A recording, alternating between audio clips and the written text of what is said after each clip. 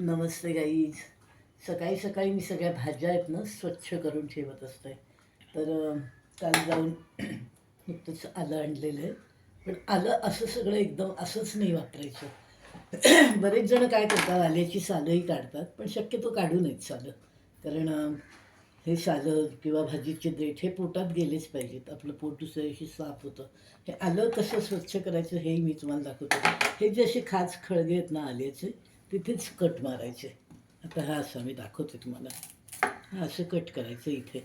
ही कामं करूनच ठेवायची, तेव्हा कुठे कुकिंग चांगलं होतं आपलं. हे बघा, आता हे असं केलं की नाही, आता ह्याला इथे तोडायचं. परत इथे थोडा बारीकसा कट आहे तोही घ्यायचा.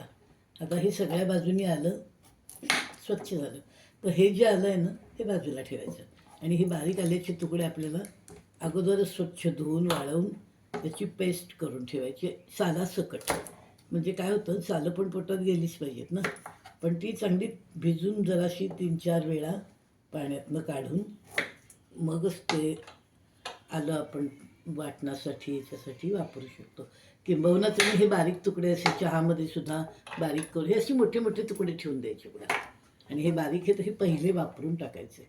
म्हणजे चहाला वापरा, मसाल्याला वापरा, चहाच्या काही हरकत नाही, पण सालं टाकून देऊ नका असं माझं सांगणं आहे. कारण ह्या साध्या साध्या गोष्टी ज्या घरातनं सांगितले जातात ना, आयुर्वेद तेच म्हणूया आपण, की आपल्या हातामध्ये असतात अनेकशा गोष्टी, की कशानं पोट साफ होईल, कशानं आपल्याला गॅस होणार नाही. तर हे भाज्या साध्यासकट खाल्ल्या तर खरोखरच त्रास होत नाही. हे बघा, मी नेहमी अशा पद्धतीनं आलं साफ करून ठेवते. आणि हे जून आलं ठेवून द्यायचं, जाडसर आहे ते. आणि जे आपण बारीक तुकडे काढलेले आहेत अशा टाईपचे, मी अगदी हे सुद्धा मी टाकून देत नाही बारीक बारीक तुकडे. पण स्वच्छ धुवायचे, एका फडक्यावर वाळत टाकायचे. आणि मग जरासं सुकलं एक दिवसात किंवा थोडा वेळ उन्हात ठेवायचं शक्य असेल तर, नाही तर फडक्याने गच्च पुसायचं. आणि मग ते छानपैकी मिक्सरमध्ये फिरवायचं, त्याची छान पेस्ट होते. मग ती तुम्ही भाजीला, चहाला, कशालाही वापरू शकता. नमस्ते. मी अशा अनेक वेळा बारीक बारीक सूचना, टिप्स देत असते. बघा, तुम्हाला जमलं तर ह्याचा जरूर विचार करा. माझं कंपल्शन नाही आहे मात्र, पण करून बघायला मात्र नक्कीच हरकत नाही.